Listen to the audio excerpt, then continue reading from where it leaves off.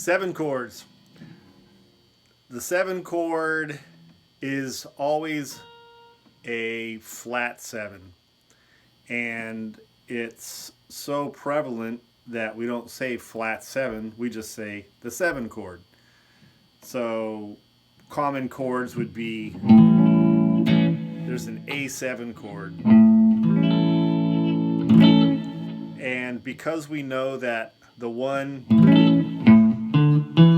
the 4, and the 5 are the only three major chords in any key, everything else is minor. 1 major, 3 minor, 4 major, 5 major, 6 minor.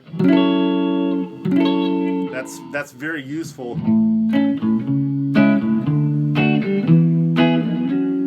information. So now, if we're going to do blues stuff, we want to have this A7 chord, this D7 chord, and this E7 chord. They'll work. They're a little clumsy to finger, but they don't have flavor, and to get a little bit of flavor, we want to add a little bit to them. So this D chord has a 5, a 1, a 3, and a 5. Well, if we use that same information and flat our 5 back to a 3, we get the 3 we need.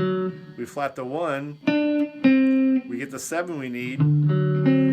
We flat the 3 back to a 2, we get a flavor chord. Anything above the 1,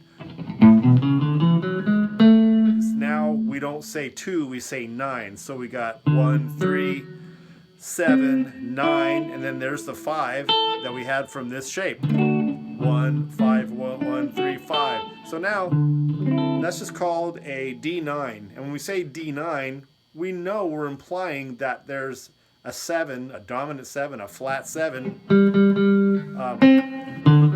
right there in the chord. So it's a really easy chord to make, and you can use it for the 5 chord. So let's look at the A7 chord. It's got a 1, 3, 4, 5, 1, 5, 1, 2, 3, 4, 5, 6, flat 7, 1. There's a 1, a 5, a 1, a 3, a 5, and a 1. So to make a 1, a 3, a 5, and a flat 7, we can rearrange and say 1, 3, flat 7, 5. There's a perfectly legitimate A7 chord. You could also rearrange it to get your 3 out front, because this is also a dominant 3. If we flat that 3, changes the whole chord to a minor chord. Whenever there's a flat 3, it's a minor chord. So for this is called an A7. That just says everything about it. There's not minor because there's no flat 3, or they're both good in A7. This one's a little easier to play, and you can drop right down to the 4 chord and play the 9 really easily.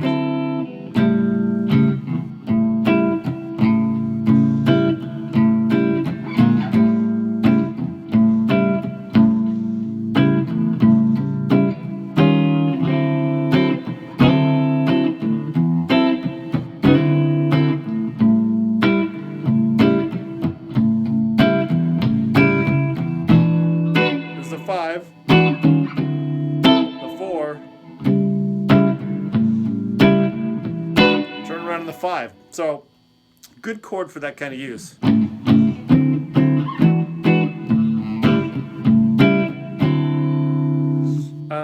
The other thing that you can do is you look at, we have a 1 chord, it's A7. If we want to look at another context, we would look at a major 7 context. So here's a A, we've got a 3, a 1, there's a major 7 there. Here's our 3, so 1, major 7, 3, and 5.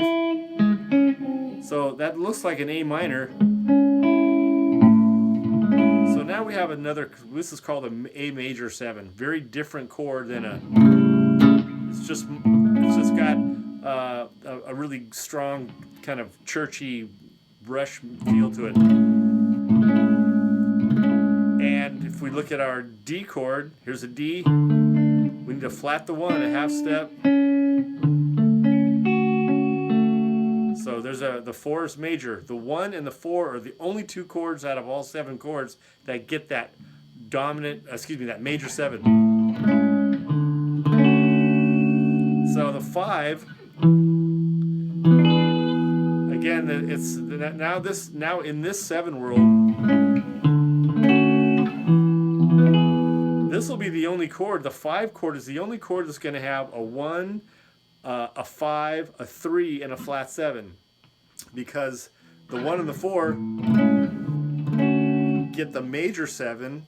The 5 is the only one that's going to have a 1, a 3, a flat 7, a 1, a 5, a flat 7, and a 3. And again, this is a totally legitimate way to make that E. So we've got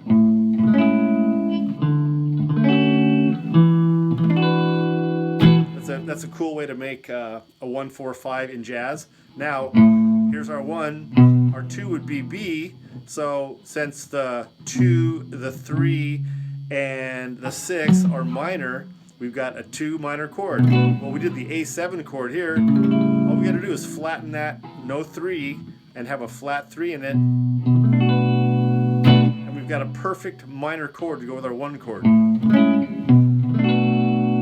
And a common jazz arrangement to start with is a 2, 5, and a 1. So you just determine what your 1 is, and you take your 2 chord and you make a minor. Now we'll drop down to the 5.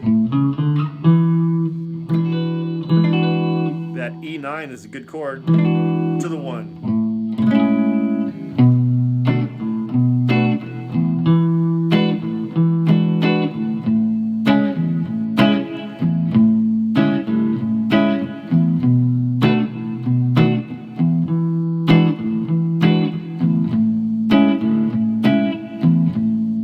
So that's a great way to establish a groove for a particular song. The B minor 7 can also be played in another spot.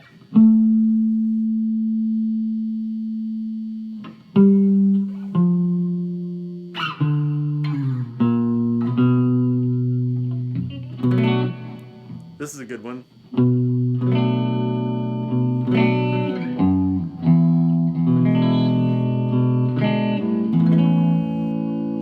So there's a B minor 7, that's our 2, to the E7 dominant, to the A major 7. Now here's an A, old school A. We're going to flat our 1 a half a step, and it becomes an A major 7.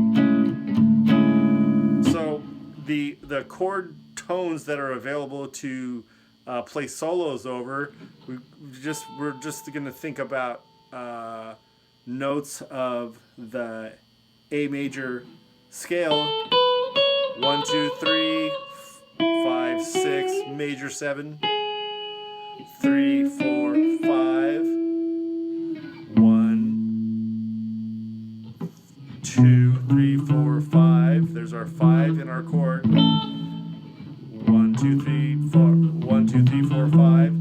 Here's there's a major 7 to the 1. And that's a good place to look at an another chord tone is the D-shaped A. So this is 5, 1, 3, 1, 2, 3, 5, 6, 7, major 7, 1, 5, 4, 3, 2, 1. So you can have 3, 5, 6, 3 and 4 next to each other. 1, 3, 4, 1, 6, 5, 6, 1.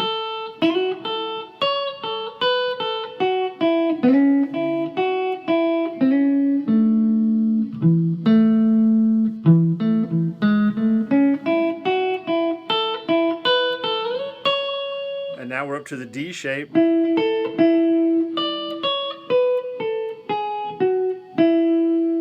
And a C shape.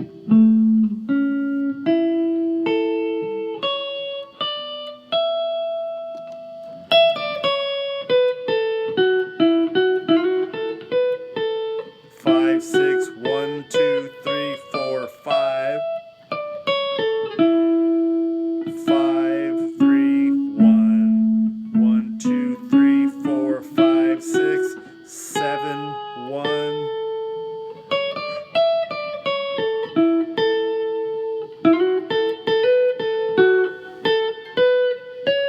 3, 1, 2, 3, whole steps. 3 there, 3 there. 4, 3, 2, 1. 6, 5, 3, 2, 1. Now we're back in the middle of the A. 5, 6, 1, 2, 3, 4, 5.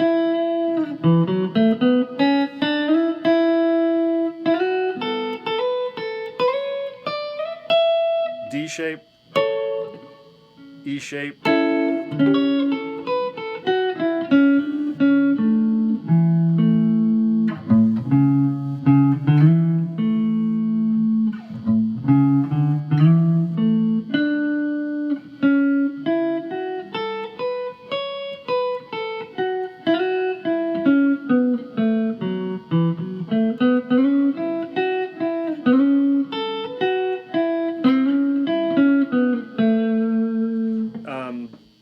A great way to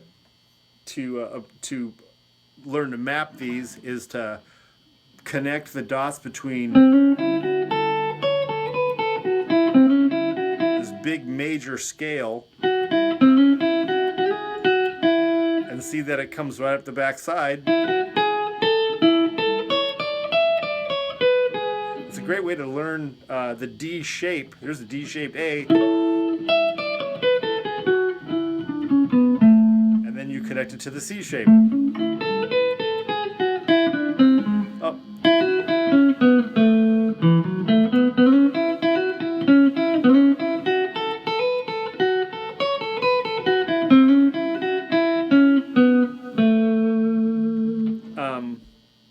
And then, of course, there's all the octave stuff. There's an A. 1, 3, 4, 5, 1. You get a little stuff on the back side here that you can't get at the other end because of the end of the guitar. So 1, 3, 4, 5, 1, 1, 3, 4, 5. Now we're heading back up into the A shape.